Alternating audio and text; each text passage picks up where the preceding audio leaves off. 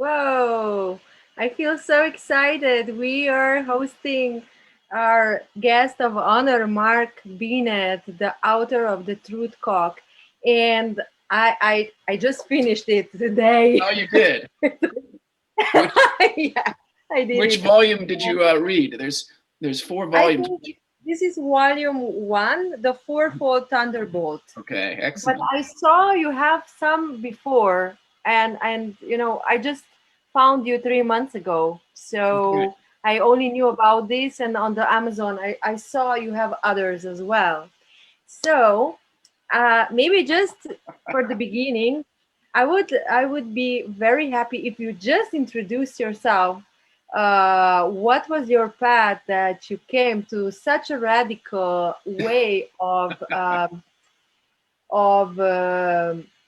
expressing masculinity and to find the purpose to go with what is your truth. And I, because I felt when I just was listening to you guys, and incidentally I found you on Facebook, which was really strange. I just saw Zach first. Mhm. I think he added me, and then I saw you and David Miller. And I tell Okay. you one thing, because of you guys, I was so excited. I said, we need to do the live stream. And I invited first David Miller Right. to be our guest. And then we just expanded. It was just, we just keep on going with Gregor. We met. Yeah, we And started about 2 months ago, yeah, right? Yeah. yeah, and we were just transforming through Mhm. all that we were absorbing and listening. And so I'm really honored that you're here. And Oh, I thank just give you the talking stick so you can go for it. well, thank you very much for having me. It's really sweet, and I'm I'm grateful, and I'm also grateful that you're speaking English because I don't know Slovenian. So you too, Gregor, and everybody else. That's very kind. So thank you for that. I know you worked hard to learn English. So my story, so to speak, I'll try to keep it relatively brief. I like to tell people that I had about 8 heartbreaks, and that really helped me wake up. So, for better or worse, in the Western world, um, men are starting to become more sensitive, and that's a great gift. Um, what can happen is they can go too far, and then they have to start learning to dial it back in. Because if men become too sensitive, they can start to lose their masculinity because they're becoming too feminine. Mhm. And the universe, so to speak, can give them feedback, which is you're losing your backbone, you're losing your spine, you're losing your power. And with me, that came in the form of breakups and broken hearts, right? Because I thought I was doing the right thing by becoming more and more sensitive, more and more vulnerable, more and more in touch with my feelings. And so that masculine aspect of me that is very much into power and purpose and truth and mission and instinct and cock, all of it was kind of put on the back burner so that I could become a good guy, you know, a safe guy. Mhm. But as many women start to understand, a man who cuts off his cock to become safe is not safe. Because he's cutting off his cock to appease women. He's trying to be this good guy. And they can sense that once he cuts off his cock, which I'm speaking obviously metaphorically, he loses his power. Once he tries to become really safe for women, he puts his power in the tool shed or in the closet. And they can't sense his power. They can't sense his truth. They can't sense his mission, his purpose. And then that Mm, depolarizes mm. men and women. And we don't feel safe. That's right. Actually, we don't feel safe. Yeah, I'm the kind of woman that always saw what is to be done. Wow, this is the point. We go this direction. So I'm really naturally, I was raised to be like leadering, but I never pushed myself in front. If there was nobody to lead, I felt, wow, there's nobody to lead here. So I Right. will do it. It's like Right. this.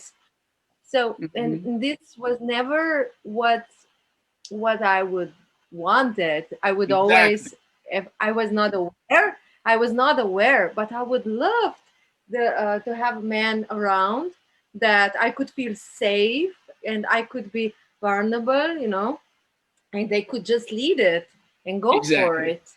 And So your yeah, and entire, because of that, yeah, your yeah, entire just go. body will respond to that leadership Yeah. in the masculine. You'll start to relax and you'll feel at Mm, ease and your heart can yeah. open up and you'll feel Yeah. that radiance starting to grow. And it's because your Mm, physiology, your energetic physiology, really responds to the power of a man who's leading mm, and who's in his dominance.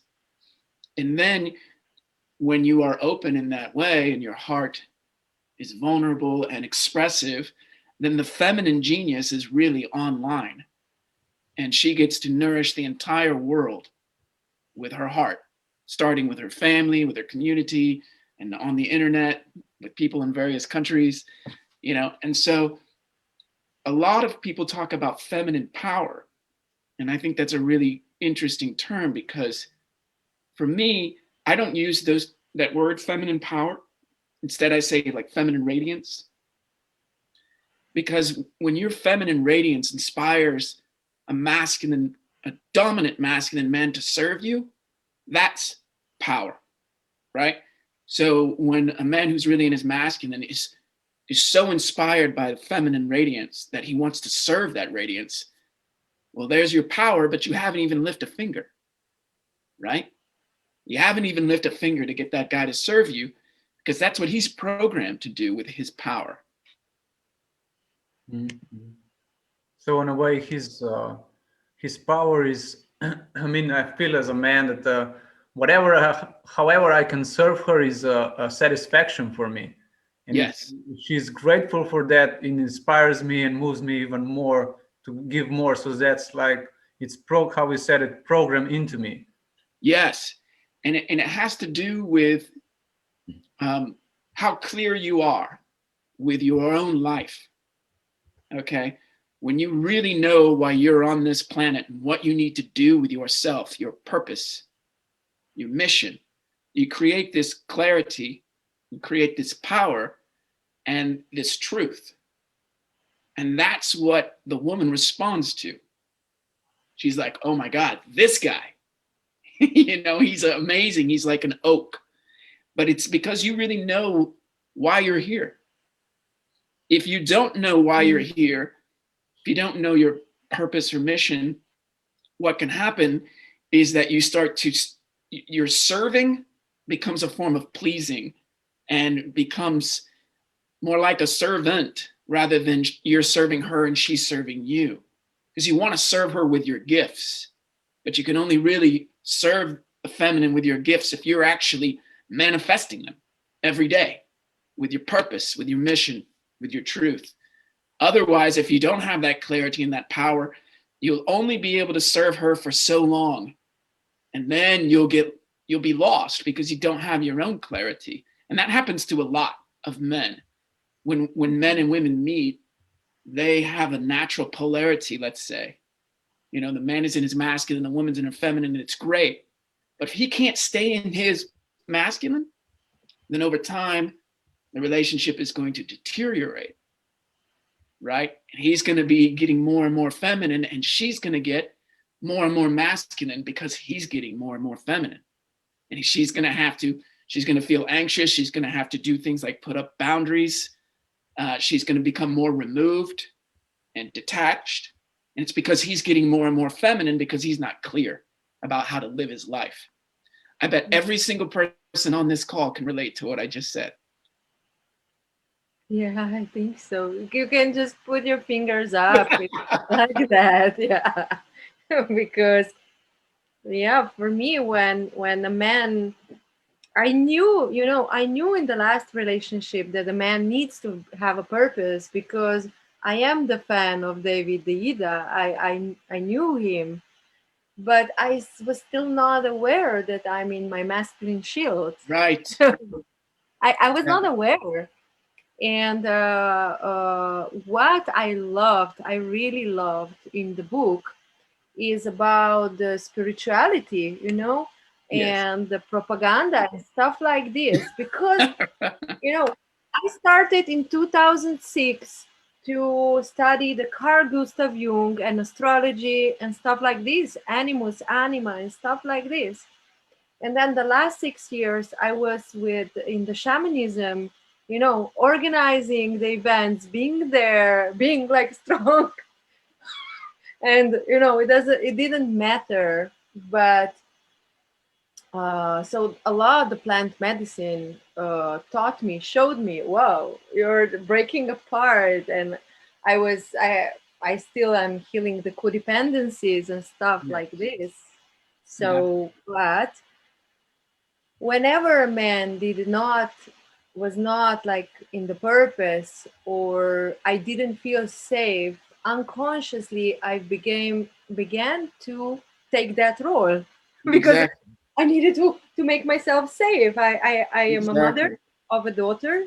She will be 12 years old, and since she's 3.5, I am on my own, Okay. like we're on our own.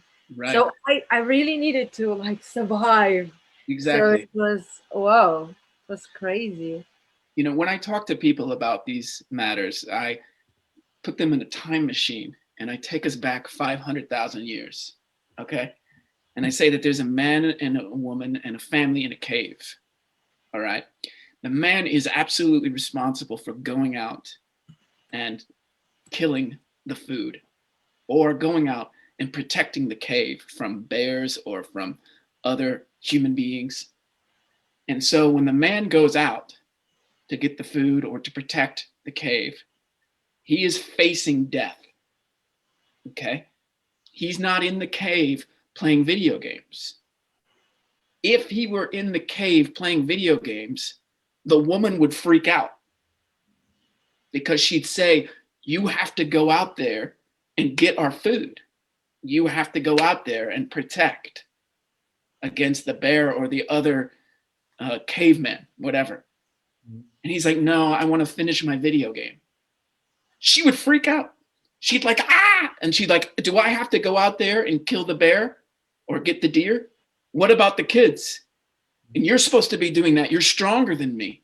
You're programmed to do that." This is a very primitive conversation. They're grunting a lot. So, so what I say to women today, I fast forward 500,000 years. If you're with a man who is not in his truth and in his purpose, you're like that woman freaking out 500,000 years ago.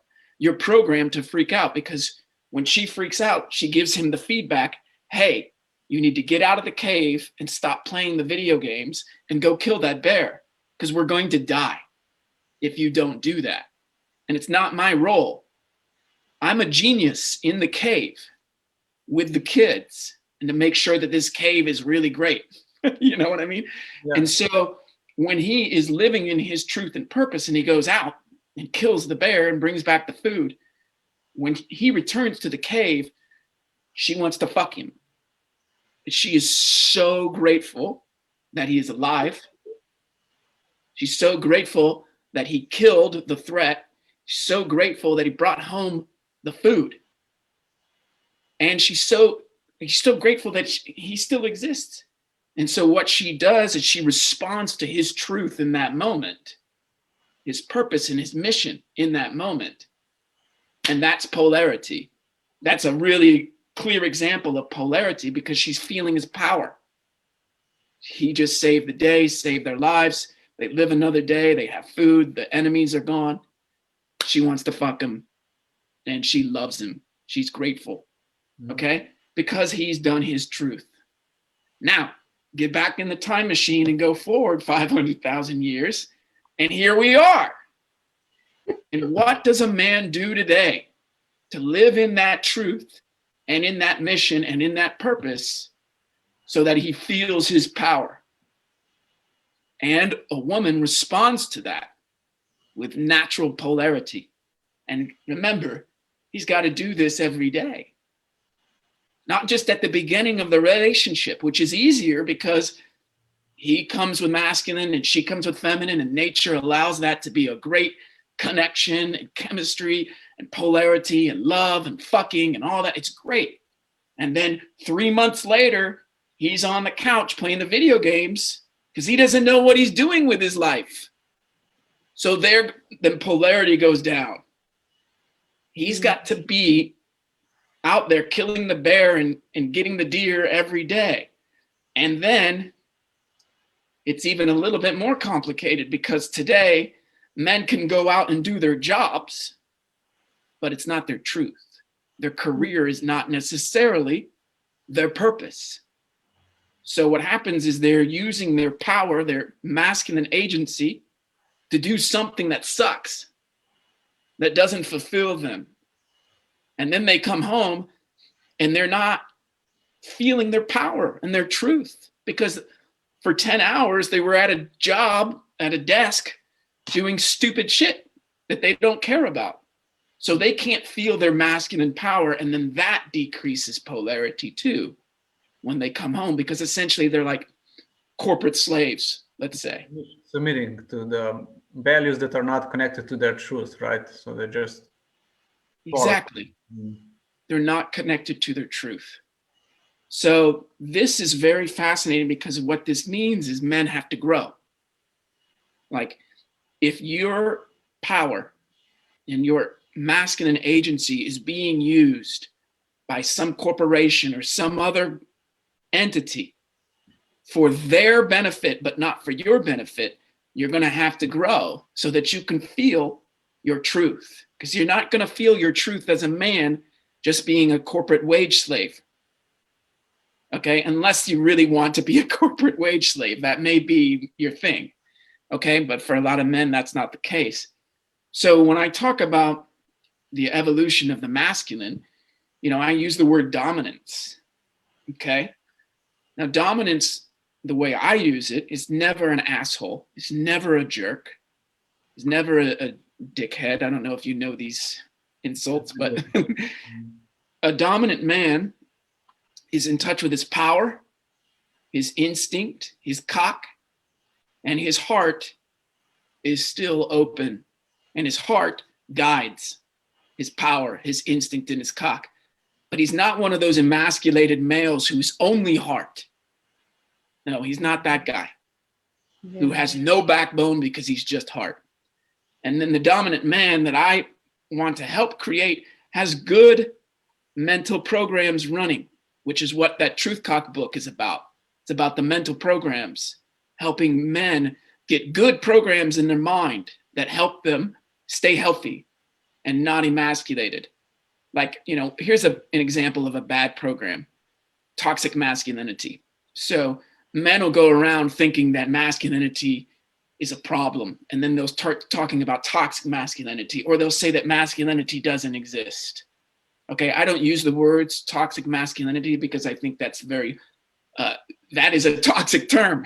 It's a toxic term because what happens is when men start to see that term, if they don't have any alternatives and they just see toxic masculinity, or they are told that masculinity doesn't exist, then where is positive masculinity and what does it look like? Well, for me, Truth Cock is an example of positive masculinity. And so that's a good mental program that helps men be masculine, but also have an open heart. And they're in touch with their instinct, their cock, and their power. And then if we want to keep on evolving, then we're going to say that that individual, that man, is in touch with source. Okay, is realizing source, is starting to wake up to the divine. Okay, then all of a sudden you're having a pretty amazing man, you know? Yeah. So I was really touched because I'm just, in the last years, I was meeting a lot of spiritual men with an open heart. And this was all what we were going for. and I couldn't not see which man is safe because they were all nice. Like, just nice, you know. Yes. And Right. I loved when you're saying relativity is emasculation. Yes. And, Relativism. yeah, which means I did 12 years ago the anthropology classes. I was telling you, like, and it was said that, you know, it was in a bit on purpose, um, on purpose by the capitalistic system as Hmm. well, Hmm.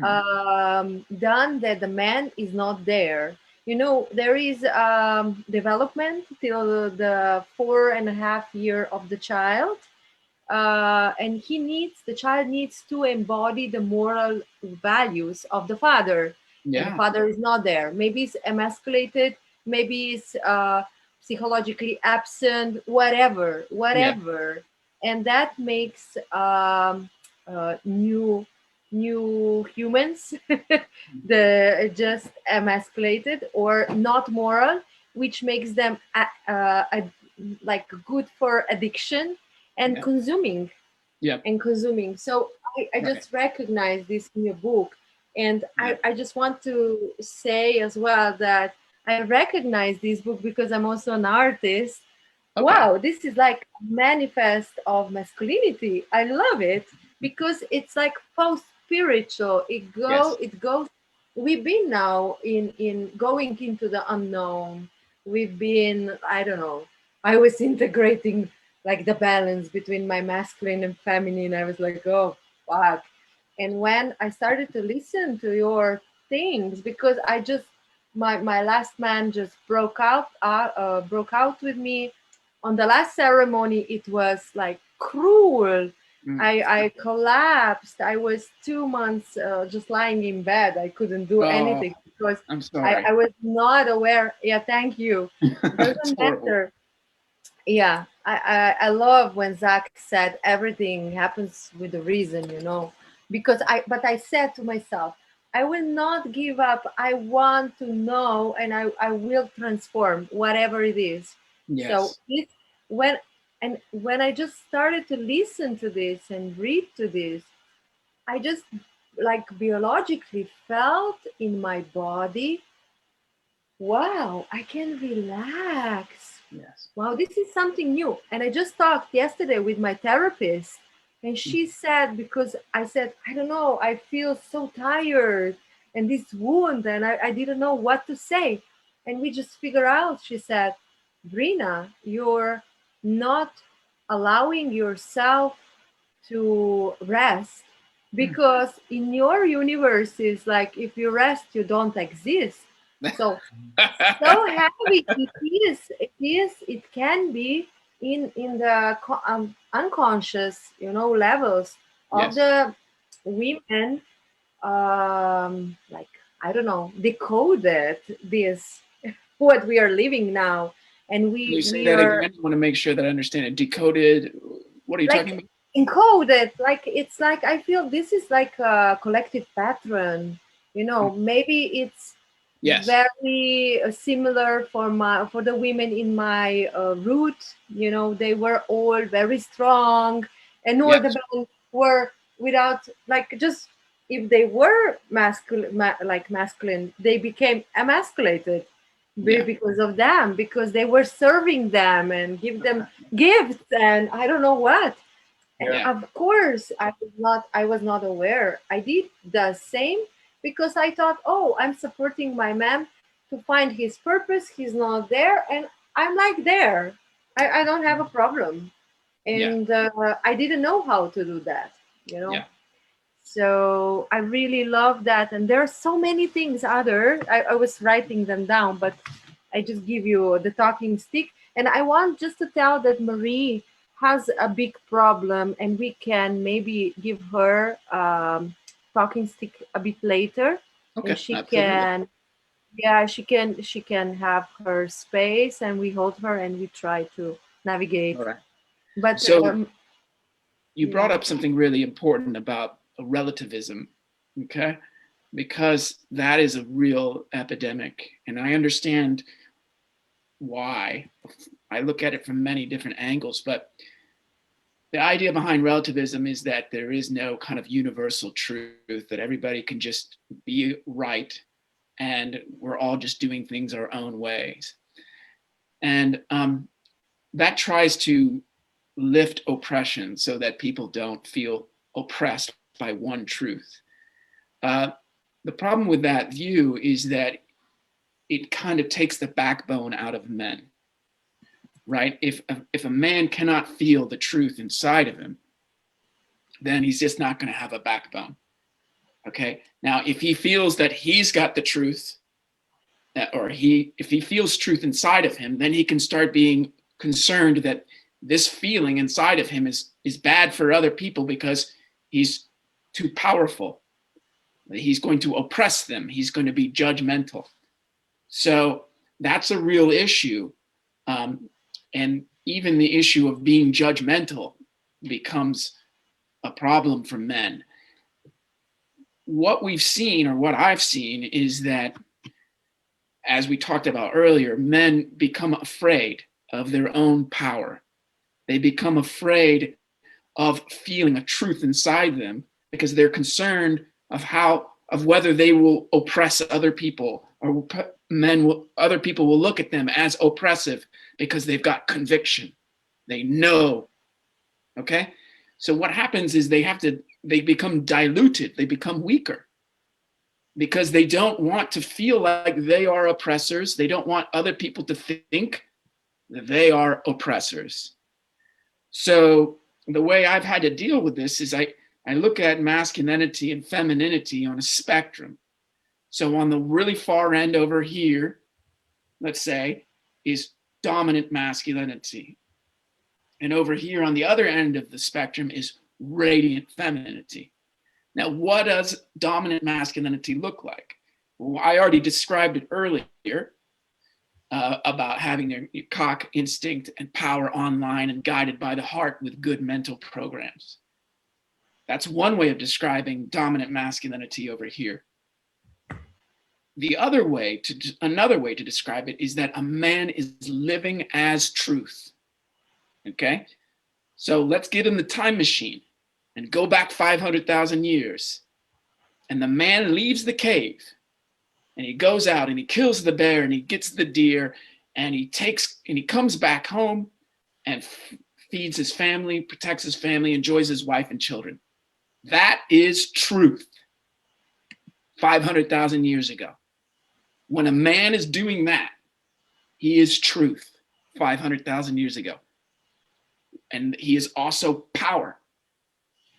He is dominant because he's faced death and he's taken responsibility for everyone he loves.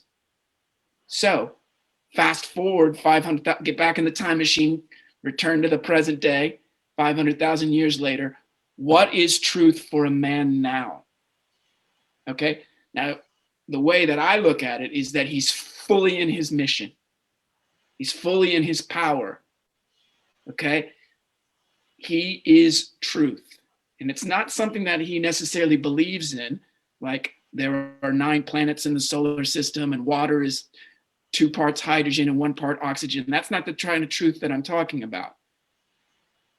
He is truth because he is realizing his mission. He is truth because he knows why he was born. He knows why he is on the planet. In a sense, you mentioned that in the book that we feel that in our body. Yes, all the exactly. time. Mm-hmm. Exactly. That's the key point, Gregor. It's a bodily, energetic thing. It's not just some idea or belief in the head. It's the whole person. So when a woman interacts with a man who is in his truth, she will respond. Well, who is truth? She responds to that. She's like, "Whoa, he's back to the cave." All right. So the problem now, you can see why relativism is an issue, because men will be like in their heads thinking, "Oh, there's no universal truth. We do whatever we want," and he doesn't stand for anything. He doesn't want to be seen as a bad person. He maybe thinks, Yeah, oh, exactly. masculinity is toxic, or masculinity doesn't even exist. Well, that just cuts his cock off completely. He's emasculated at that point. So the opposite of emasculation is that dominance, where a man realizes his truth, that he is truth. Now, the more that he wakes up spiritually, the more he realizes he is the truth, which means his ultimate identity is source, or the divine, or God, whatever you want to call it. And he's not separate from that. So this means that his ability to realize truth is inexhaustible. It doesn't have to end, and he's not oppressing anyone. He's not being a dickhead, because he's realized he is truth, but he's not going around and smacking people on the head saying, you need to pay attention to my truth. I have the truth and you're wrong, you're false. He doesn't need to do that, because he just needs to realize himself as the truth and then shine that and give that to everyone. And then they're going to be like, wow, what are you doing? I want more of that. Yeah. So he's giving, right? Yes, Mhm. absolutely. And His whole I have one being question gives. here. Go Yeah. ahead. Okay, there maybe is a situation, and there are some things are wrong in this situation, and the Yes. man is there, and Yes. he needs to stand up for something and That's right. say it loud. Here is something wrong, and we will, Yes. I don't know, talk about it, or we will do it like this. Yes. So he stands for his own beliefs. He has values embodied, and he doesn't Absolutely. allow that something, I don't know, happens to innocent people, or maybe to his wife or his children, and then just spreads around. Exactly. Because his truth, I was like, oh, it's so I cannot grab it. I don't understand. Okay, I understand, but is it like this? That's why I just gave an example.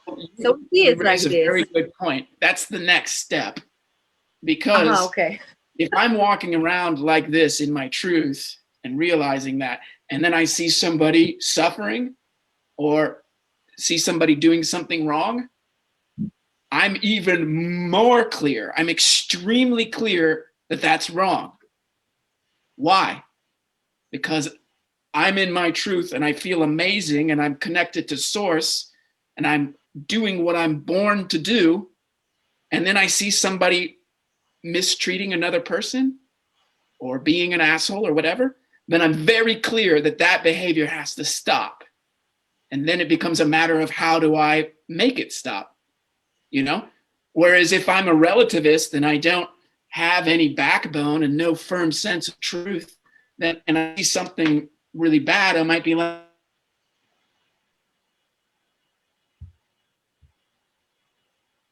Mark is gone. Maybe just a second. if not, he will have to come back in.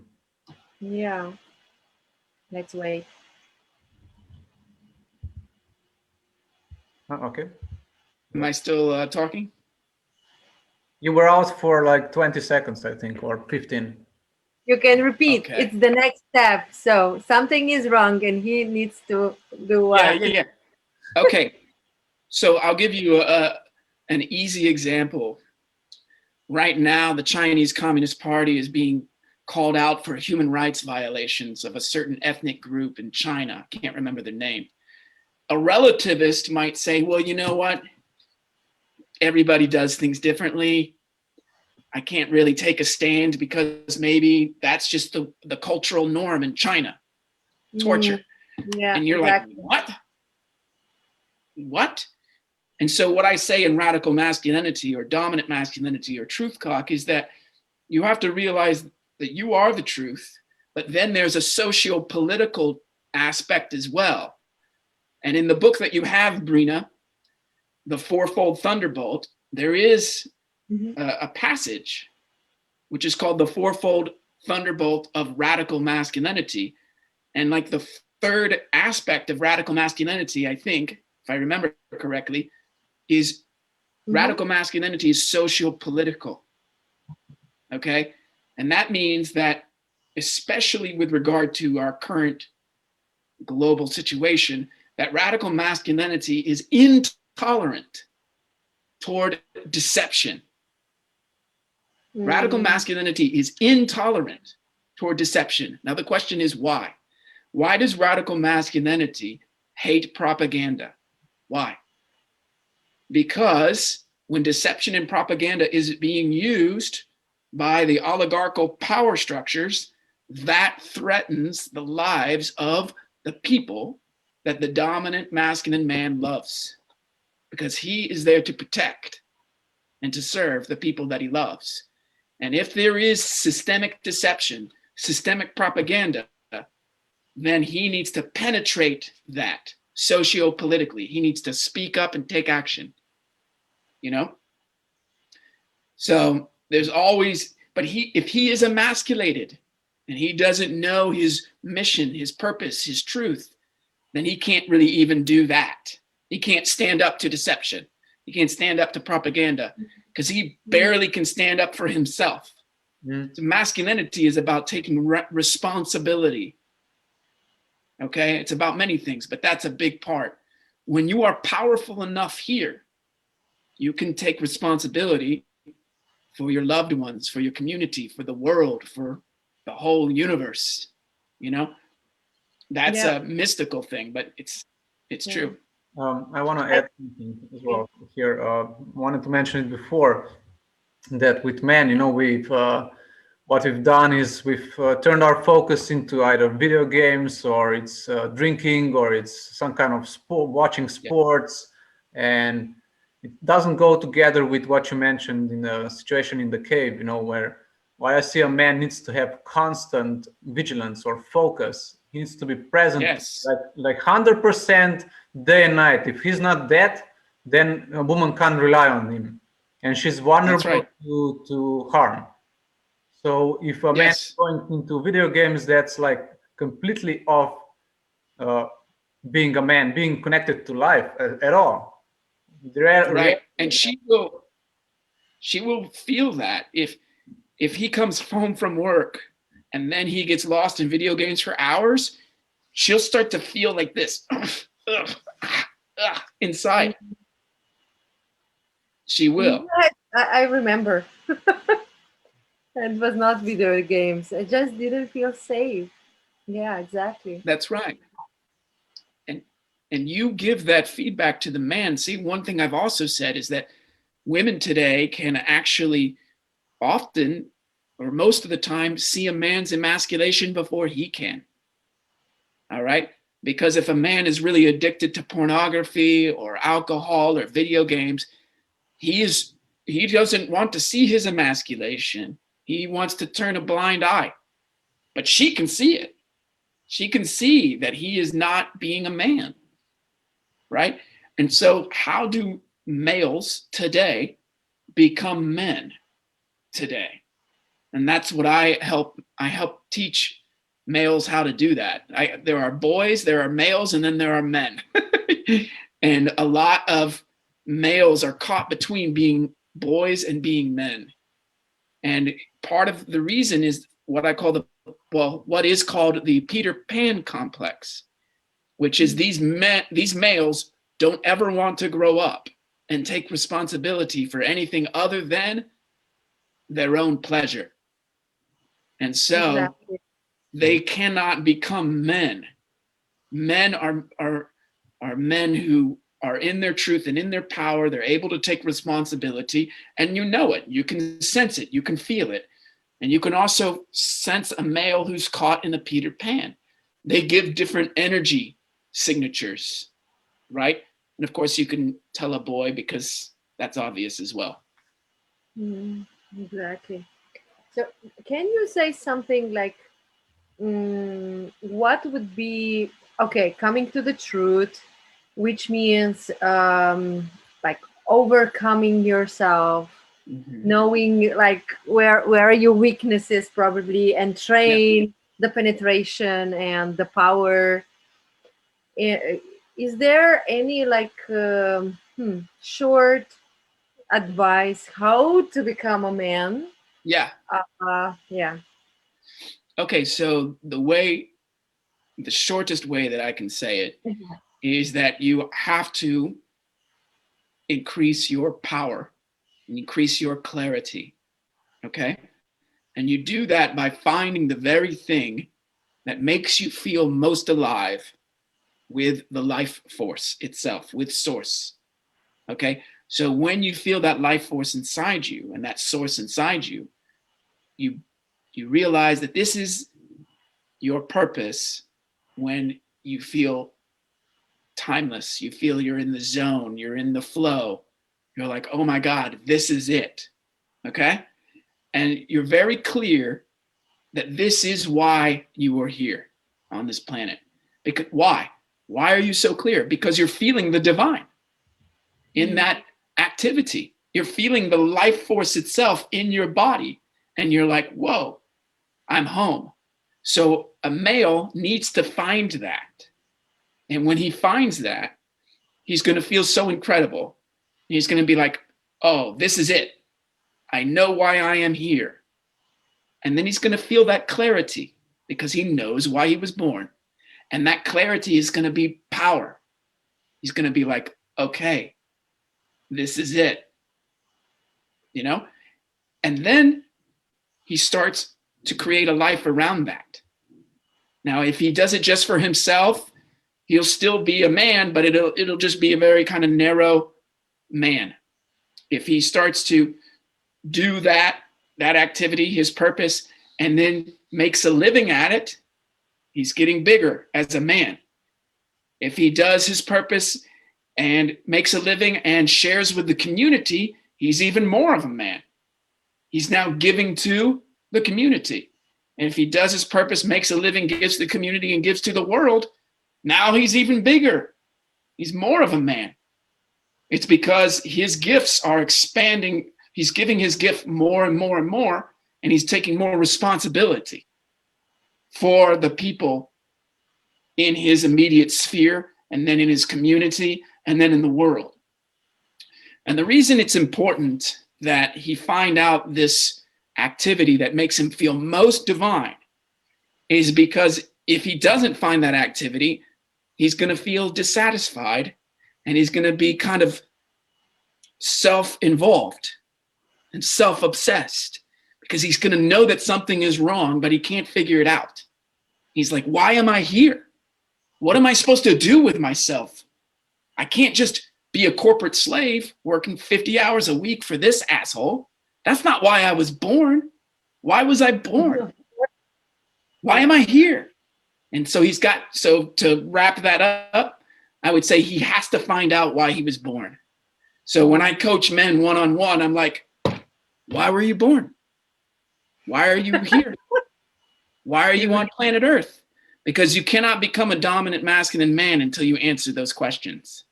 You will always be searching, and you will be self-involved.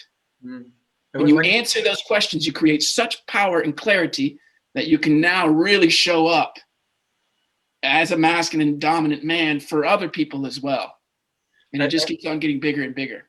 I'm sorry, I have something really a major point here that you also posted on the Facebook group, and it's about men and sharing their emotions. And I mean, how the emotional issues that a man has even come into this picture? Does he even have emotional issues if he's living his truth and his purpose, you know? Yeah, that's a great question, Gregor. The whole thing. Thank you for your questions. They're really good. I think you're talking about the post about healing, maybe? Yeah. But it's more about just like, if you exclude that, you know, sharing it to a woman is just my emotional. Yeah. Do they even come up, or do I do them in another way with myself, you know? So it even come to a point where I need or feel a need to share it with the woman, you know? Right. Oh. So that's one of the most important questions. What happens is that when you find out your purpose and your mission, your attention energy gets so focused. So the attention energy is where we put our attention, but that's energy. So the life force inside of us gets directed in a very specific direction. And that's our purpose. So what happens is then we have less energy and attention for things or emotions or feelings or vulnerability or trauma or wounds that used to occupy us all the time. You know, we're like, you know what? That doesn't fulfill me in the same way. Okay, so I'm going to keep going here. So imagine that a man gets really into his purpose, and yet because he's, was abused or he had breakups and heartbreaks, that he has issues with his heart. Okay. And he's shut down in his heart. He needs to do his healing, right? So what he needs to do is still be in his purpose and his power and his truth and his clarity, and work on his heart from there. Because that's when he'll be able to do the best work, because he still feels secure in his purpose, right? So the way that a man heals is he finds his reason for being on the planet, and then he does it. And then anything else that he needs to take care of, little surgery and little healing or whatever, then he can do it on the way. It's kind of like this. Again, we'll get in the time machine. We'll go back 500,000 years. If he's leaving the cave and he injures himself on the way to, killing the bear or getting the food or defending the cave, he still has to do it. He still has to continue. He doesn't stop and just obsess on his wounds unless they're extremely bad, and he has to stop. But anything that would get in his way, he has to overcome, right? So, we all know this in a way. Like when I had experienced heartbreaks in the past, I knew that my healing wasn't going to be about going to a therapist and dealing with my heart and all that stuff. And no, it was to do my purpose, because when I did my purpose, my attention energy was no longer focused on the broken heart. It was now focused on my purpose. There's a great documentary that I recommend for people. It's called The Dawn Wall. And it's about this climber named Tommy Caldwell. And he basically had this divorce with his childhood sweetheart, who was also a mountain climber, and it devastated him. So what did he do? He created the biggest challenge he could possibly create for himself, which was to climb the Dawn Wall. And he did it over a course of many years. And by the end, he was completely over the divorce and found a new wife, So he didn't go into therapy and just talk about his heart for 2 years. Wake up to gunshots. That just keeps him in the swamp. Piercing. What he needs to do is to feel his power. He's got to feel his power. He's got to be like, I am one of the best mountain climbers in the world. Let's go mountain climb. All right. So what's happened in contemporary spirituality is that men have become so feminized that they're told that they'll become better men if they're processing their feelings and their wounds and their vulnerability and all that. No, they just become better women. Yeah, exactly. Yeah. That's a joke, but it's kind of, you get my point. Yes. Yes. And I Right. loved also, because I was in a situation when I knew my man, he knew his purpose, but somehow he could not be activated or completely. He always said, I need to go on my way to become a man. Yes. Okay, go. I Right. support you. Go. Yeah. And if you And you know find what? it, you can come back. He just needs coaching because the thing is, that's absolutely true. When a man hears the call of purpose, he's like, I gotta go. But he's already in love with you and he's already got a relationship. So now he's going to go do his purpose, but then he's going to create a problem for himself because he's essentially going to have to break his own heart. No, that's what good coaching is for, because he has to learn how to do his purpose while in a relationship with you, because you're already in love. You're already connected. But when his purpose really comes online and it's like, here I am, he's like, oh shit, there you are. Run, I gotta go. No, that's just going to create more problems for him. He's just going to be like, oh, now he's doing his purpose, but he broke up with his beloved and broke her heart. But then he wants to get back together with her. but she doesn't trust him anymore because he broke her heart. And now he can't get back together with her. And now he's trying to do his purpose. It's like, oh God, he created a nightmare for himself and for her. Right? So this is another, actually an important issue, Brina, and that is men have to learn how to take the dominance in their life with their purpose and bring it into the relationship and be dominant in the relationship. And that's easier said than done, especially because you have so many masculinized women who will be like, yeah, I want him to be dominant in his life, but not dominant in the relationship. We've got to be equals, right? Whoa. And so Yeah. when she's masculine and he's masculine, the polarity goes down because there isn't one leader and one follower there, okay? And so they're like doing the politically, spiritually correct thing to do, but their relationship is going to suffer because there's no polarity, because she wants to be the leader and he wants to be the leader, you know? And the thing is, the dominant masculine man leads better than the radiant feminine woman. And the radiant feminine woman does radiance and love and heart better than the dominant masculine man. That's her genius. Leading is his genius, you know? And again, because things have become upside down, women become like sexist against the feminine, and they think that the feminine is weak. No, the feminine is not weak, because you don't judge the feminine by the standards of the masculine. Okay? That's a mistake. The feminine isn't weak. Feminine is vulnerable, open, radiant. You know, if she has to go out and lift 200 pounds, then maybe that's when she's quote unquote weak. But that's not what we're talking about. Yeah. So it is. Yeah. I also recognize that some friends are now avoiding me on the Facebook, not liking me anymore. Yes. And I understand. And I said, yeah, we said it's very important that we talk about this dominance, because I don't feel the dominance that we are talking about is about that I can relax as a woman, that I can feel safe because my man knows where he stands and what is his purpose. Yes. And he just becoming more and more in his power. And Exactly. he will penetrate me every day, maybe. That's good. Energetically and erotically, he can penetrate you now. Because if he's not in his truth and he's confused, he can't penetrate you very well. Because he's like self-obsessed. And he's just not clear, you know? And the thing is, if you're not with the dominant masculine man, you're just basically going to have to become a dominant woman to take care of yourself and your life. And hey, if women want to do that, they can do that.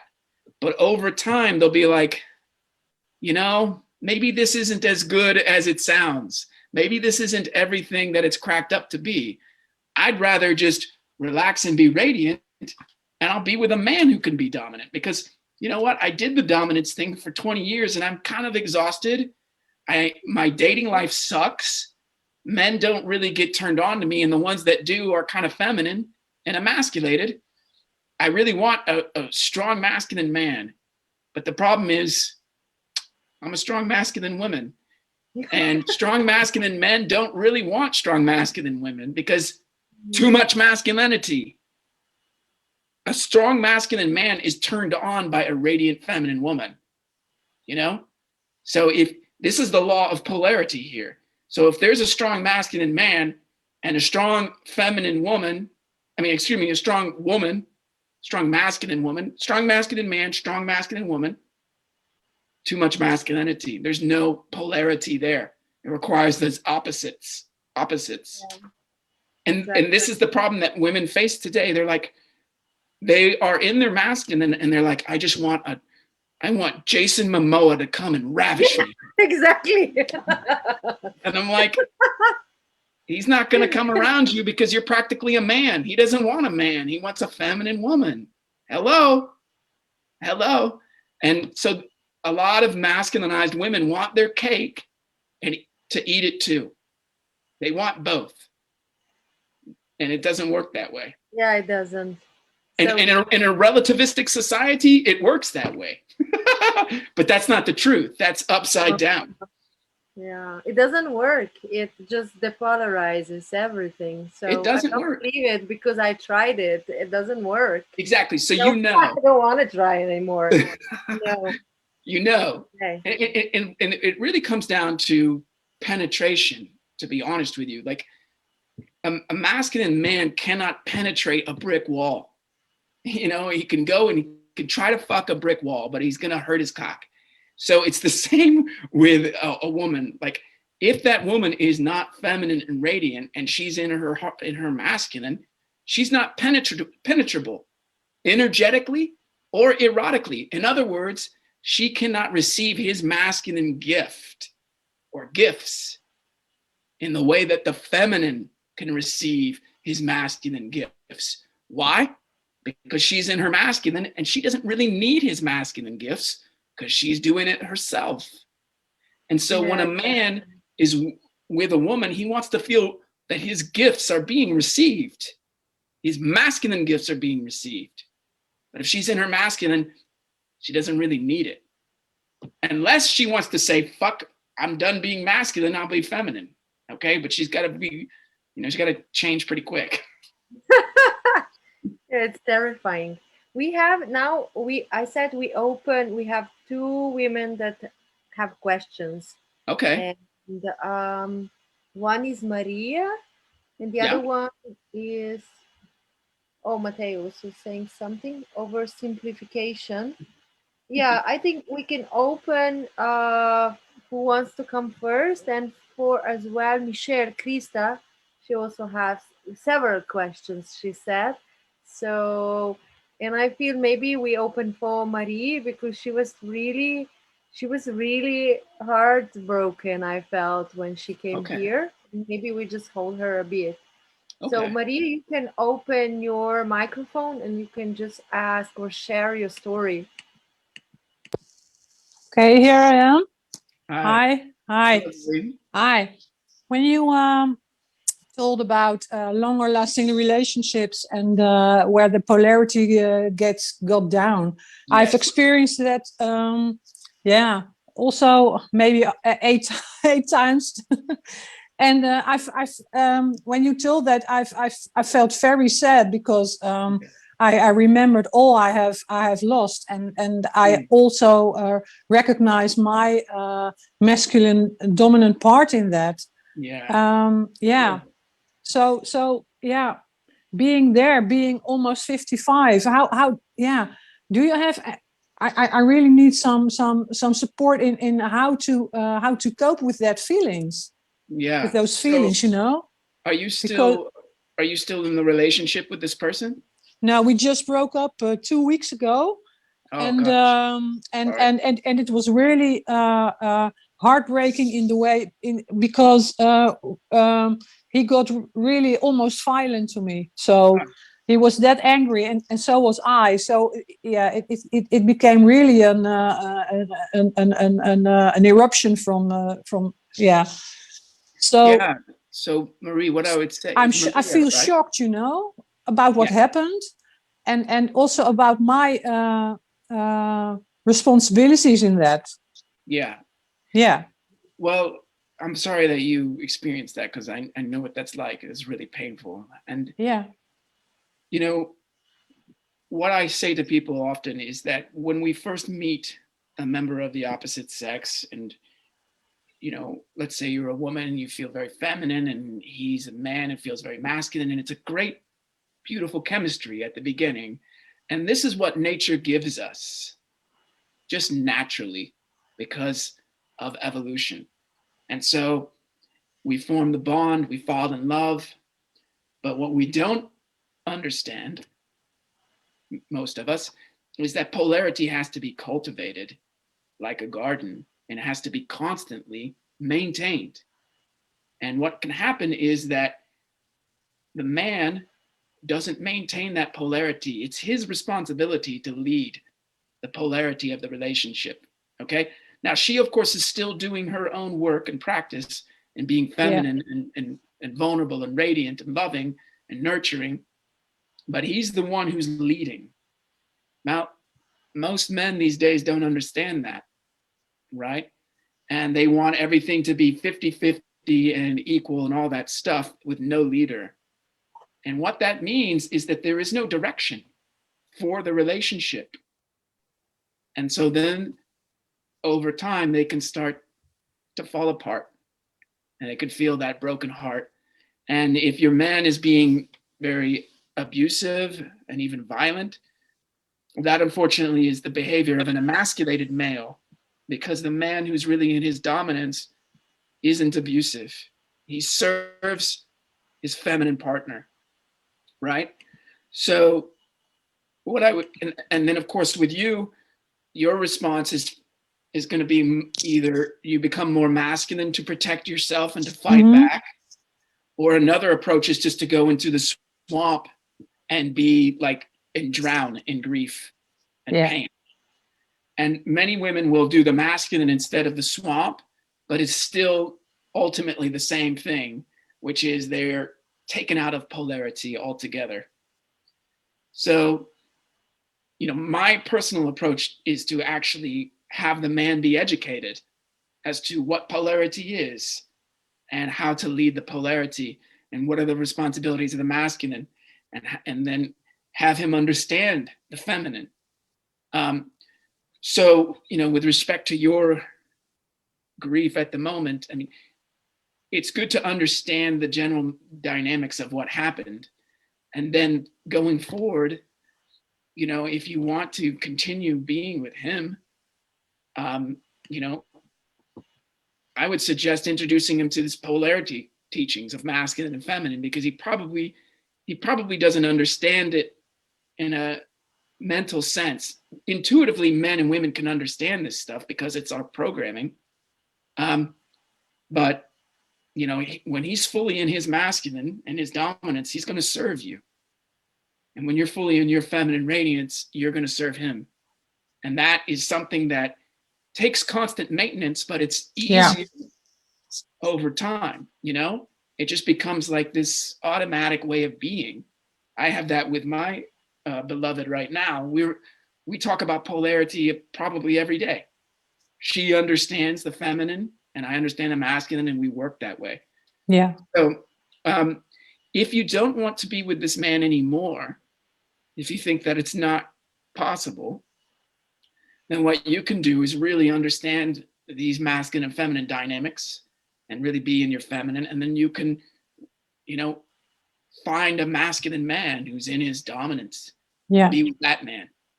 And then, you know, you can say that this is something you needed to learn in order to find that right man. And what you would do to actually find that right man is just become more and more feminine. And what I say to women is, I'm like, think of your masculinity as a tool, and you can put it in the tool shed. And anytime you need to bring it out, bring it out. You're fine. You're good. But what you'll need to do to find a dominant masculine man is to be as radiantly feminine as you can. Can I please ask just one question about that? Because in this relationship, it's a bit rude to say, but the more radiant I got, I became in this relationship, the hornier he got. So, but it was too much, you know, and I couldn't cope with that. And when I spoke my feelings about that, it was not. There was not. He could not talk about that. So I really felt I had to get more masculine to protect myself also from that, because he couldn't even touch me without being very attracted. It was really no go at the end. You know? It sounds like a good problem to have, but it's not a good problem. It's painful. It was painful. Yeah. Yeah. So this is again where he has to understand that he's here to serve you. Yeah. And so if you get more and more radiant, and then he wants to have sex with you all the time, and you don't want to do that because it's too much, then, and you tell him that, then he has to back off and manage his energy so that he is not being oppressive and constantly on you, physically and figuratively, you know? So again, that's about him having to take responsibility for his own energy. And he needs to do that for himself first, and then for you second, so that he can be in integrity and be like, okay, wow, she's so radiant. I want to fuck her like crazy, but you know, she doesn't want that all the time. I'm going to have to deal with my own energy now and go out and dig a ditch, you know, whatever it is. You know, I'm going to penetrate the earth with a shovel. I can add a good. Mark, thank you, Marie. Thank you. I just want to give to other people a chance for questions. So I'm inviting Matej to come in. I just wanna add one thing, and that's since I've came in contact with your work, you know, it has rapidly increased my stability in regards to that. I was also somebody, especially in my previous relationships, pressing too much towards sexuality, towards sex with her, you know. And what I was missing was my masculine roots. Yeah. So all my roots, as well, I'm speaking metaphorically, but it's in my energy. So I was connected to a woman. Everything was dependent on the woman. So I needed to find his masculine roots, which is masculine ground and masculine sky. So you are man and you are self-sufficient. Yeah, Gregor, that's a great point. And Maria, I really think Gregor raises something very good here, which is if your partner is not grounded in his purpose and his mission and his truth, then he is going to be drawn to you way too much. And your sexual radiance is going to be the greatest show on earth for him. Yeah. And that should not be the case. No. His mission, his purpose, and his truth, that's the greatest show on earth for him. And if he doesn't have that, then he's going to be on you like crazy because there's nothing better for him. I mean, you're amazing, but his purpose and his truth and his mission needs to be more amazing. Okay? And that's when he can approach you in a responsible way because he's able to be responsible for himself. Do you know what I mean? So that was a great point by Gregor. Absolutely. Thank you. Yeah. Thank you, Marie. Thank you. And there's some more people here. I'll let you do this if you want, Brina, because you know everybody here. Yeah. So just Matej wanted to ask something because it was, so woman cannot have goals, purpose. If woman is not able to follow, she shall be discarded. Oh, So that's I just great. want to hear, yeah. Yeah, thank you, Matej. That's a great question. Women, of course, can have goals and purpose. What they need to understand is how that affects polarity, okay? So if a woman is in her purpose all day, that's going to masculinize her. And then that will affect the polarity with her man. So it doesn't mean that a woman being in her purpose is wrong. It's not wrong. It means that she's running a lot of masculine energy, okay? That will affect polarity. So she's got to find a way to get into her feminine when she's with her man, okay? Because as I like to say, we're not going backwards, we're going forwards. So women have had a taste of powerful masculine agency, powerful masculine energy. They may not want to just give that up.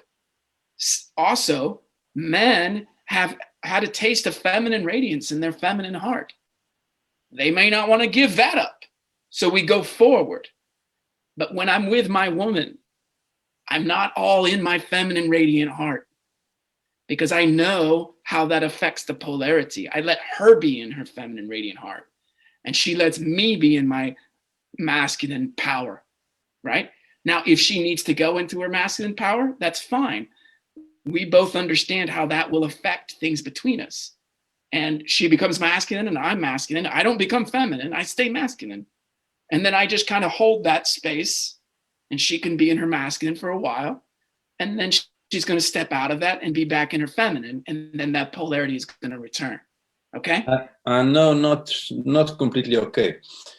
I'm aware with about No More Mr. Nice Guy and David Data books and stuff like this. Yeah. I was also a long time in I groups and stuff like this. So But for example, I have my purpose. Basically, I was on a couple of, let's say, areas best in the world and so on. I own a company and I don't have a problem with purpose and stating it. But the fact is that the purpose of a woman does not need to be a masculine. It can also be a feminine purpose. Yes, that's true. And the other thing that that I would like to mention is that a man needs to know what is truth, need to know what is good, but Yes. also needs to know what is important. Yes. And in case of when you mentioned Don Wall, the film Don Wall, basically, from my point of view, he was not able really to confront his pain. So he just had another purpose and then he found another climber, but he was doing something which is really not important. It is like I said, I was, for example, one of the best, I don't know, underwater cave photographers in the world. Yeah. But that was not really important, at least not to my wife. And right. that is true. So basically it also needs to be mentioned what is important, not only like to have a purpose, because a purpose can be also stupid. And the other thing is also that she can have a purpose which contradicts my purpose. And in that case, we cannot be together. All right. So what I'll say is it's most important for it to be important to you. It has to be important to you. It may not be important to other people. That's the truth. So, you know, Tommy Caldwell climbing the Dawn Wall, it was extremely important to him. And that is how he faced his pain, by saying, you know what? I can't solve this by therapy or anything like that. I've got to go climb a wall. I want to just talk about something that you raised about feminine purpose. That's really a great distinction. That's an advanced distinction. I don't really talk about that, but a woman can have a purpose and she can actually stay in her feminine energy, and it can be a feminine purpose. It absolutely can. I don't talk about that very often because it's actually, I regard that as very advanced. And I would love women to be able to be in that purpose and stay in their feminine, that they have to really understand and realize the feminine in themselves. Otherwise, it will be a masculinizing activity. Okay? You know? So I'll just give you a very obvious or simple example. Let's say a woman really loves working with abandoned animals. I know someone who does this, and that's her purpose. And every time she's with these animals, she's in her feminine, and she never leaves that energy. Well, that's the energy that she uses in her purpose. So she could go home and still be in that feminine radiance. But that's because she's so in her feminine during her purpose that she doesn't get masculinized. That is possible. And I would love more women to be that way. It's also like if a man is in his masculine, he can still be feminine, but stay in his masculine. So I waited tables for 15 years and I was very in my masculine, but every time I talked to any of my tables, I was able to be in the feminine with them and have an amazing, wonderful time. And yet I never got out of my masculine. So I saw one of your comments about oversimplification. In some ways it is. What I'm saying is a simplification. I agree with you.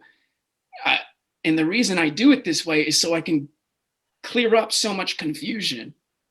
But then we have to evolve. So for me, I'm never getting rid of this awesome feminine heart. I'm never going to do it. I love it. And, you know, and Brina will always be able to kick ass if she wants to do things that are more masculine. But I was in my feminine heart for too long, and I felt weak as a result. And there's another thing that you said, it's Mate, right? Yeah. About your purpose is contradicting. And I was wanting to hear more about that. Yeah, for example, a man can have a purpose, but it's not important, like mine was not. I mean, of course, it was for me, and I was one of the Right. best underwater cave photographers. For example, with ultraviolet cave photography, I was the only one in the world doing it. But is this really important? Come on, it's not really important. And and why should she think it is important? That's a good really question. not. But at that time it was for me, but now it's not Exactly. anymore. So Right. It was for you. And in the way that I define it is when you're in your purpose and your mission, it's the most important thing for you. There's nothing more important. Now, does a politician think it's important? Maybe not. Does a businessman think it's important? Maybe not. Does an athlete think it's important?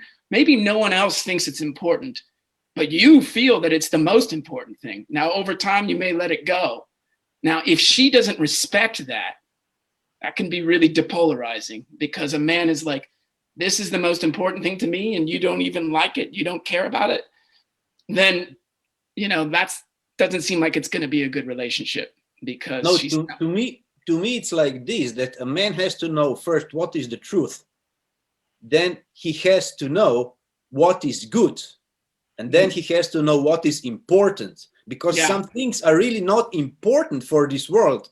And if I gonna take I don't know, photos of underwater cave animals with ultraviolet light, I cannot really bring any good quality change into this world.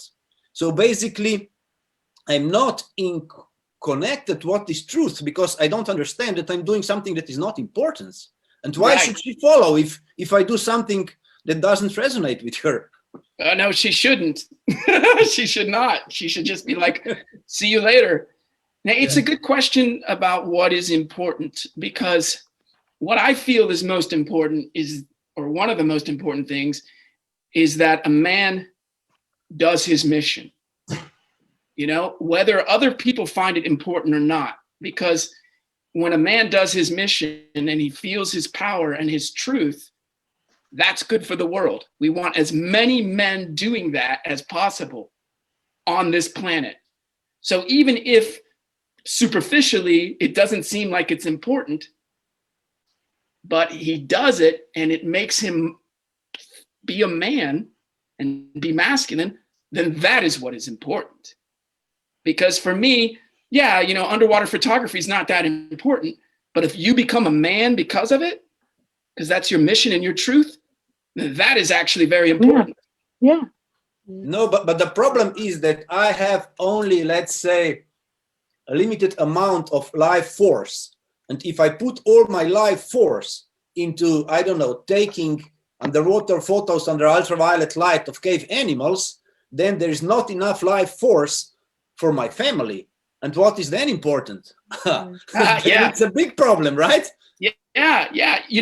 If you really love what you're doing, then when you do it, I did. When you do it. But now I realized it was really not that important, and that I cannot really influence the world I wanted to. So I think it is also the next level is to really understand what is the truth, and was that really important what I did in the past, and then to change the purpose if necessary, like to get a new bearing. Yeah, because that's right. If you no longer feel that it's important, then it's going to take your life force. It's not going to multiply your life force.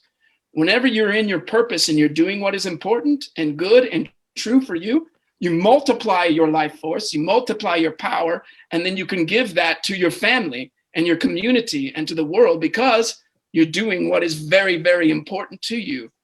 So you just basically have to find that. Basically, it's not the truth, because I was so motivated that I was scuba diving all days and all nights and travel all around the world and visited all the places. So what was left from me, for my family? Well, I was fully in my purpose, but it didn't count. I was fully enthusiastic, and I thought it is important. I thought I'm showing the world something they have never seen, and they never did. But was it really important? Well, did you fall out of balance with your family? Did you get too much into your purpose and less into your family? How did it happen that way? No, basically it was one way of escape also to find that purpose. That's a good point, because if a man does that, then it's going to catch up with him, because he's not being true to his other responsibilities, to his family in this case. Yes, and it's the same thing if you want to just climb one wall, if that is your really goal in your life. I don't really think that this is so important, Well, hey, listen, that movie inspired a lot of people. Yeah. It really made a lot of people amazed that could happen. Yeah, but I think it is I also. love it because of that healing stuff, Mm-hmm. not to be in a swamp. Yeah, Matej, we have one more person that would like to ask questions, so we just. Thank you, Mark. Hey, thank you for those questions. Matej, are For you those comments. Thank satisfied, you. or are you calm? Are you satisfied with the answers? Yes. Is it good? Okay, good. So then we go to Michelle Krista. Thank you, Matej. And we give her the talking stick. Yeah, thank you, Brina. Welcome. Thank you so much. Also Hi, for Michaela. organizing this. Women coming forward, going into action in organizing this stuff and bringing Mark to us. So thank you for this, let's say, male force. And Brina was in her feminine the whole time. I know this because the way that she messaged me. Wow, super. Thank you, Mark. I'm training. I don't want to be masculine, not 1% anymore. Really. So, Michaela, what's on your mind? Yeah, I'm Michaela from Germany. I'm so happy to see you now, Mark, because some of your statements on Facebook were quite provoking to me, and I'm happy now to see your heart, your compassion, and thank you. Appreciate that. Thank you so much. My question is the first one about the term you used very often, dominance. And this is something that really triggers me. Yes. Because you also use, on the other hand, what I love, the word divine. So how fits this together, divine and dominant? Because whenever it came something good out of it, one dominating the other, this is my question. I like the words like strength or power, but this dominating, Yeah, it's a good point. And one of the reasons that I use that word is because I don't think any other word will do. But I also know that a lot of people have a problem with it. And so I often explain it this way. We'll go back not 500,000 years, but 500 years. And we're on a field in Scotland. And on the left-hand side of the field are 100 men who are in their dominance, okay? They're fully in their power. They serve their women, their children, and their community, and you can feel their masculinity. And then on the right-hand side of the field, we have another 100 men, and only 25 of them are fully in their power and serve their woman, their family, and their community, and you can just sense that they're men. The other 75 are different degrees of emasculation until you get to the very end and it's just a really wimpy man boy, okay? So when you look over on the left-hand side of the field and you see those 100 men, you're like this. Wow, like that is amazing, okay? And the way I say things is that there's just so much truth coming off there because these men are fully men, right? On the other side, you get that feeling of truth from only 25%. The other 75% are less and less and less and less until you get to the other end where they're totally emasculated. So what do you really want as a woman, as a man, as a society? We want the dominant men on the left. Now, when I say that they're dominant, they're fully in their power, but their power serves the people that they love and their community. Now, if we say strength, that's good. They're strong.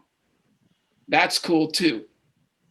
But I'm very careful about the language I use because so much language can just be appropriated and co-opted, if you know what I mean. So when you see the word dominance, you can't change that, appropriate that, colonize it, co-opt it. That word will not be taken over, if you understand what I mean. When you see the word dominance, you can't change it into something else. Whereas when you see the word strength, you can say, yeah, he's a strong man. He does what his woman asks him to do, or he's there always supporting his woman and everything like that. Dominance can't be changed from what it is. All these other terms are much more fluid and can be used for multiple reasons. But it's very hard to do that with dominance. It's very hard to do that with emasculation. It's very hard to do that with radiance. It's very hard to do that with power, although you'll see that. You'll see women talking about feminine power, for example. I just don't use the word power to describe the feminine. I just don't. Because for me, it's not a feminine term. It's a masculine term. But I don't use the word radiance to describe the masculine. Because for me, that's a feminine word. So I don't know if that addresses what you're saying, but it's about men who are fully in their power and their instinct and their cock, but it's all guided by the heart. These are really good men. And for me, this is an evolution. But I say the word dominance because you can't take over that word. That word is like you plant a stake in the ground and it's not coming up. And it does trigger people. But then, I don't know if you've seen one of my recent posts. I say, women, ladies need healthy food, not McDonald's. They need dominant men, not emasculated males. So we can get by, you and me, we can eat McDonald's, but it's unhealthy food. What we really need is healthy food. And what does that look like? It looks like a dominant man, but not a dominant, abusive man. A dominant man who serves. And the man who's most fully in touch with his power is the one who can serve the most, right? Because he's most in touch with his truth, his clarity, and he cares. He actually cares. Because he's not self-obsessed. He's not caught in his own world where he doesn't have clarity. Good. Excellent. So you don't see it. Yeah. Sorry. It satisfies you, the answer? We have 2 more questions, Mark. Yeah, I would like to say, because we're just like 1 hour and a half. I'm cool with, we could go another 15 minutes if you like. That's fine with me. Yeah, please. Okay, perfect. Thank you, Mark. Absolutely. Can I ask further, Brina, or what is the plan? Yeah. Yeah? Yeah, do. And I just give you like 3 minutes and then we put 2 other people in, okay? Sounds good. Good. So yeah, I had a problem with divine and dominant that didn't. Oh yes.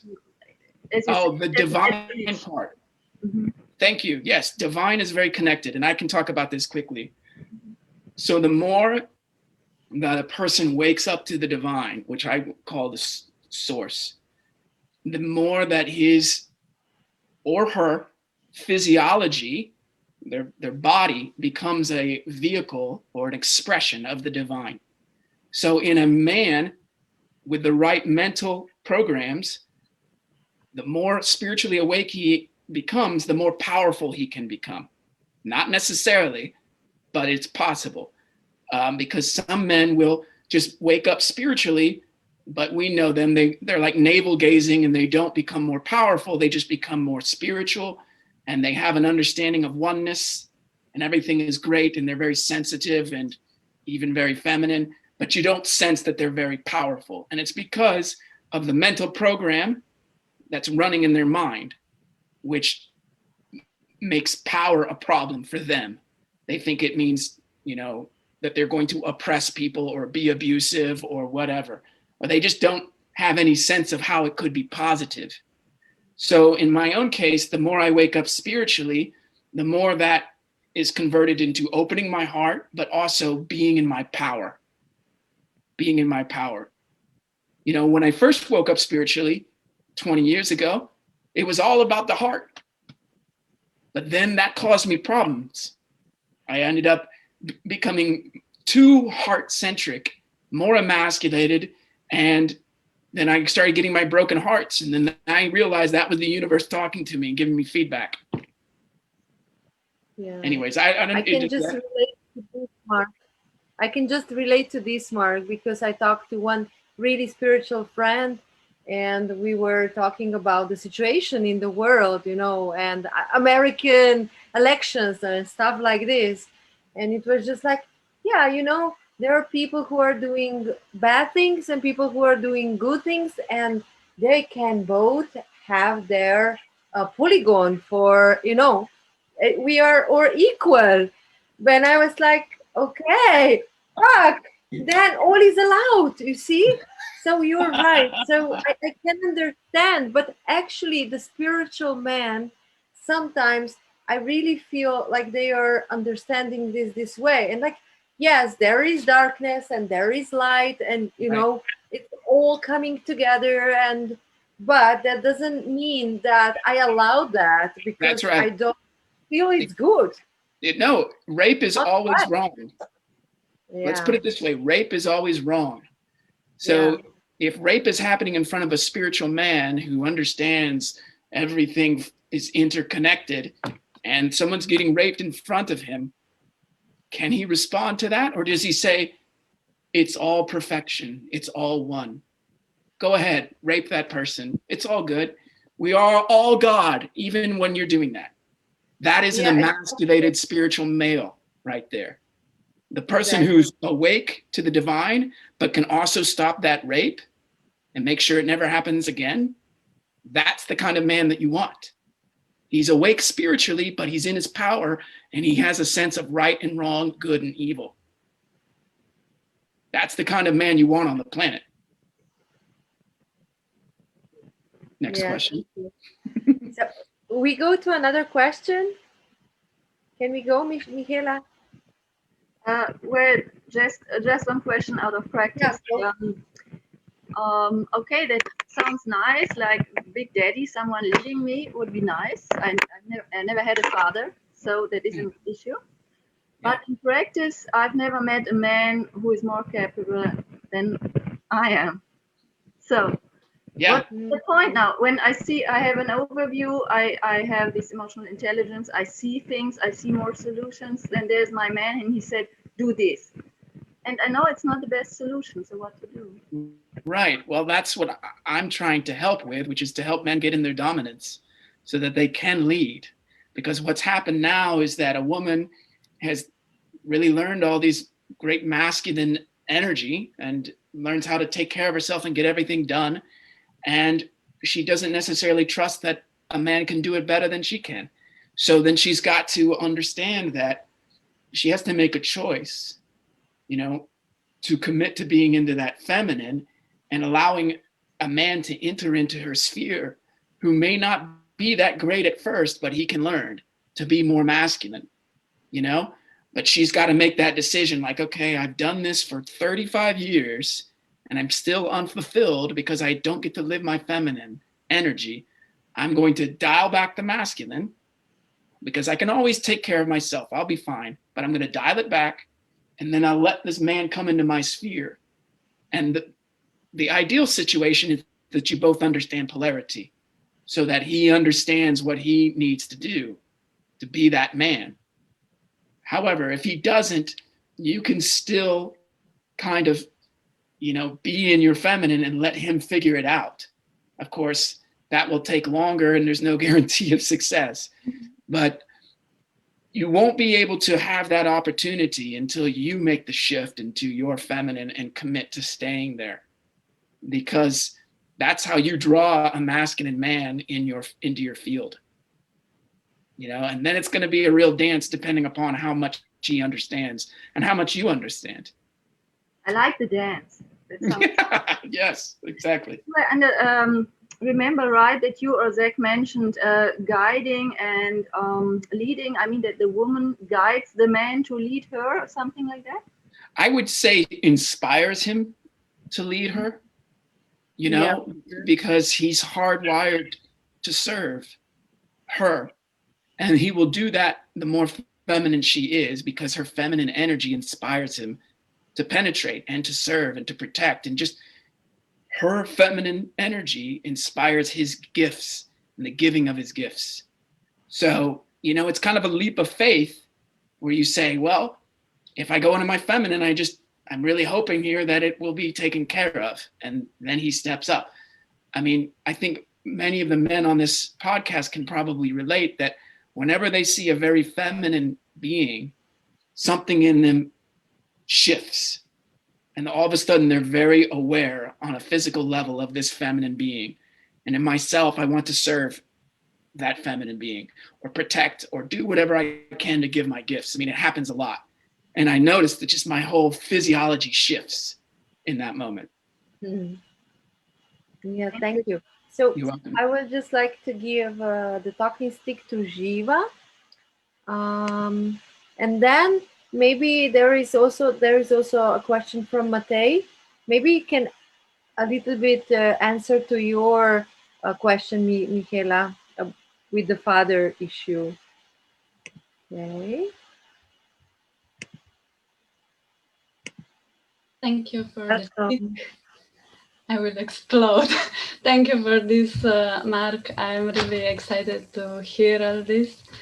And I would like to say that for me, with a man, when in order to surrender to his dominant energy, I feel like I need to first to connect with my own inside healthy masculinity inside me, and to create this polarity first with myself inside, and then I feel I will trust to him and surrender to dominant energy of him.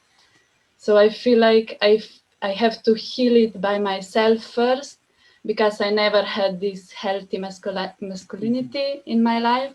Yeah. So I need to transfer my own man inside me in order to surrender him. Yeah. So that's an important thing to talk about, because basically when we talk about the masculine inside of the woman, it's this energy that sets things right and makes everything okay, right? And if she is all over the place and she's in her swamp, she can do that for herself.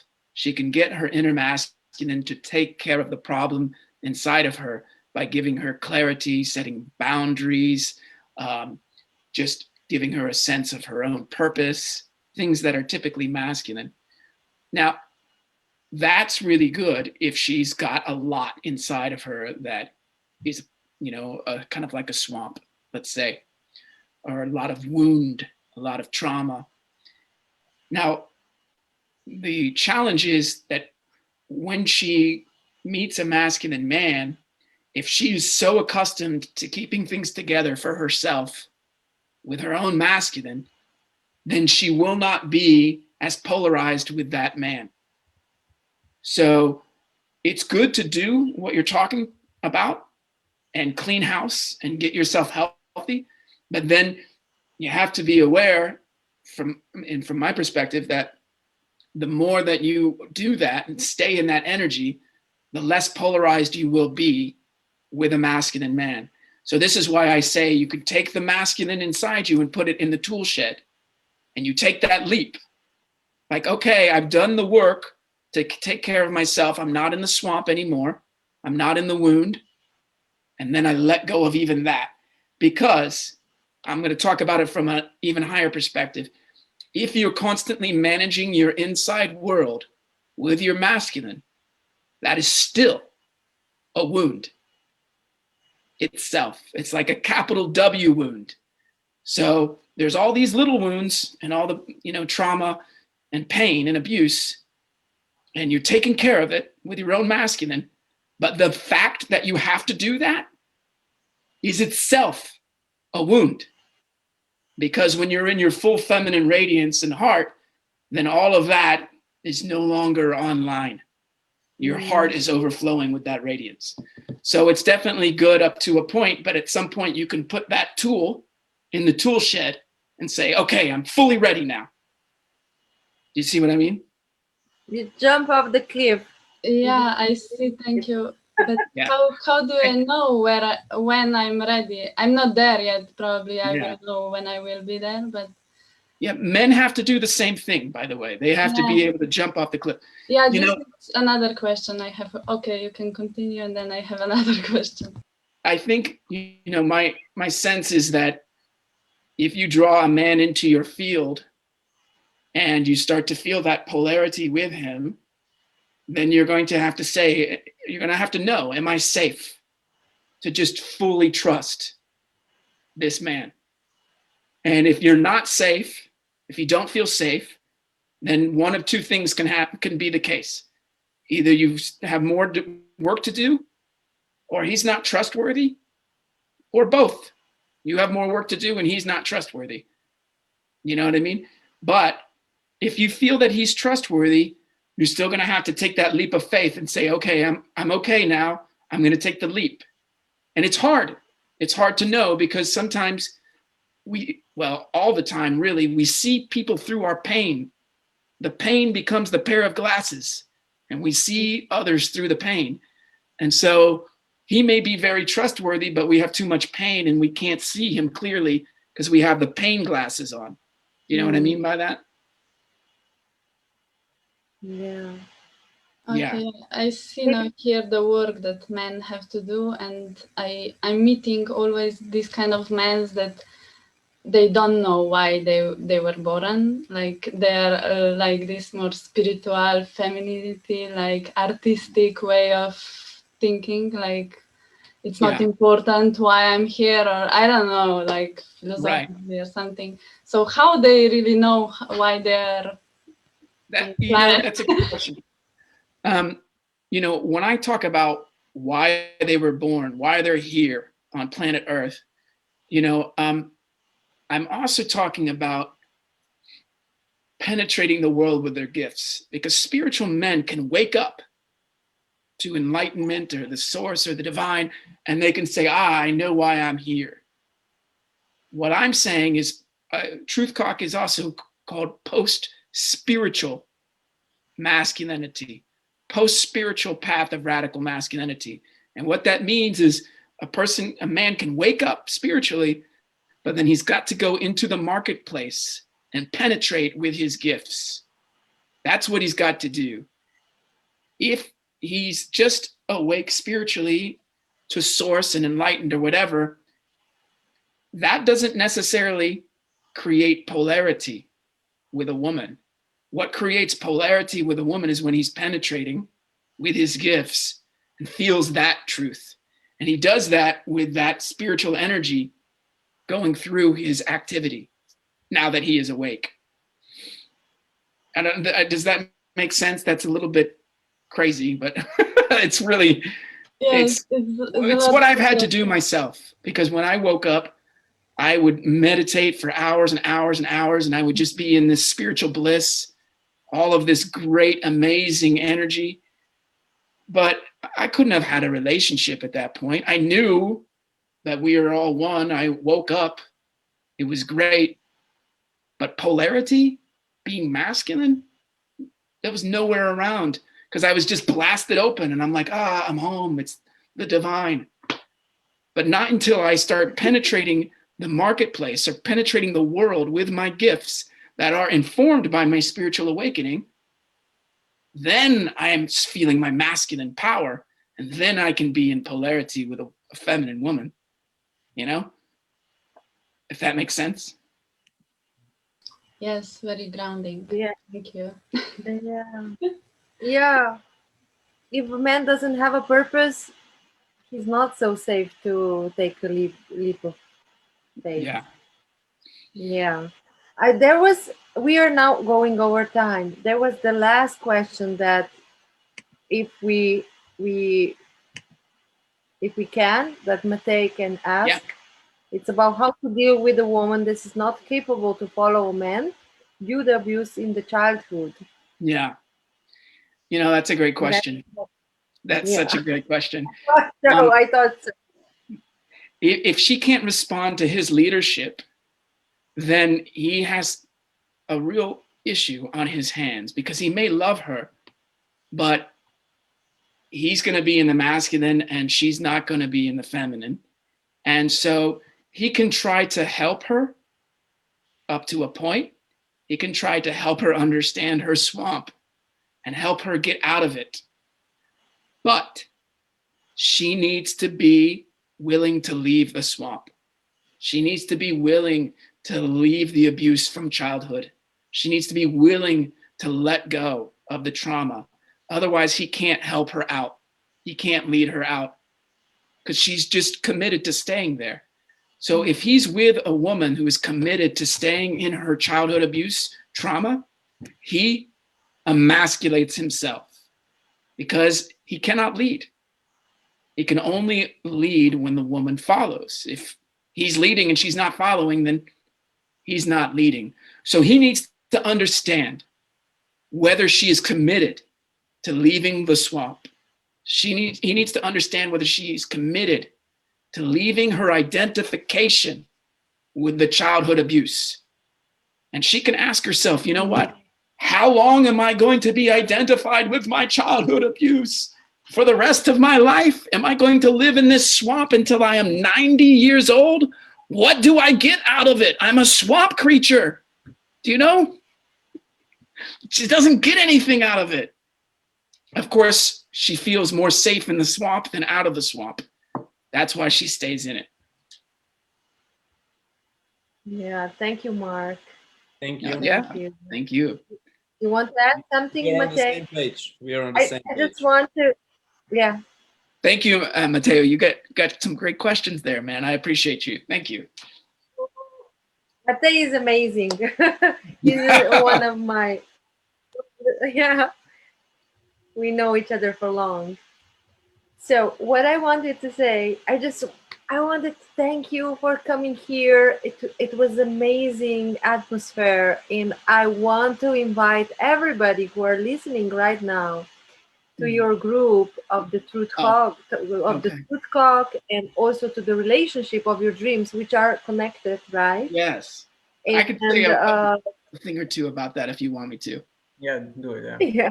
And to connect with you for coaching one-on-one. Yes. Me and Gregor, we are very interested just to know. And we also open because we felt it's important that this is more talking, that it's more, I don't know, flowing among people. We also opened our group. It's called Embodied Polarity. Yes, I saw that. That's nice. Yeah, so we committed to this because we feel it is really I really hold I am totally committed to my feminine, and I want to see men lead us out of the slavery. Yes, me too. And I'm supporting this, and we will both support this. And everybody, thank you for coming here, for listening. I love Mark Binet. I love all three of you. Really, you just nurtured my soul because I knew, but in the groups I saw some very to the point answers where it was practical. Okay, I just do this. Okay, I understand. Okay, and at the same time I felt all of you. And I just, because I felt all of you, I could just relax. Yeah. And this is something, it's very hard for me, you know. So in a way, also connecting energetically can help. And to be in the group can help, because this is something that needs commitment for a longer term. Yeah, the group that's right. Help. Yeah. So that's a good point, Brina, because this Truth Cock book that you have, there are many Truth Cock books, and I publish one a month. And so I have this Facebook group where people can be part of it. There's a lifetime membership, and it's not expensive. And every month we talk about one of the books. So I'm almost finished with the 5th book, and then that will be the 5th month. And I probably have at this point 15 or 16 of these books, but I keep creating them as I go. And so every month we actually study the book. So if people are interested in that, you can contact me or contact Brina. And yeah, I teach with Zach Rody and David Miller in the Relationship of Your Dreams group. And then I do one-on-one coaching. So that's that. Yeah, just connect to Mark on Facebook or connect to me, and it's worth it. It's worth to get awareness of what is going on, and for us women to leave this shield that we were Yes. totally unaware that we had it, because it's a part of the heritage almost, I feel, and it's a part of everything what we created Yeah. as humans. And, I see. and you were right to, I think you said that it takes some time. These things can take time. Any real transformation can take time. You know, it's like overcoming our conditioning where men are too feminized and women are too masculinized, and finding that kind of balance to get back into the masculine for men and back into their feminine for women. That doesn't necessarily change overnight, though some people do get it pretty fast. You know, it just really depends on how willing you are to change and how, you know, you're fed up with the way things have been, so you're ready, you know. Yeah, I also recommend just buying the book as well from Mark. You know, if you're really eager and wanting to let it all in, it can come into you and you will move through it rapidly. So that's my experience. You know, I wanted this knowledge. I've seeked a long time for this knowledge. You know, and it was a missing part. And I think it couldn't be more crucial in this world. It's not just ending violence and mistrust and everything between men and women, but it's saving this world. I agree. Yeah. Thank you for that. Thank you guys. Thank you, Mark. Thank you. I love Thank you, you. Brina, I for love you reaching out all. and setting this up. Thank you very much. It was my pleasure. So this is now all for today, for tonight. Good night, everybody. And Good night, and thank you everybody for your questions and comments and being here. Take care. Yeah, bye. Bye-bye. Thank you. Bye-bye.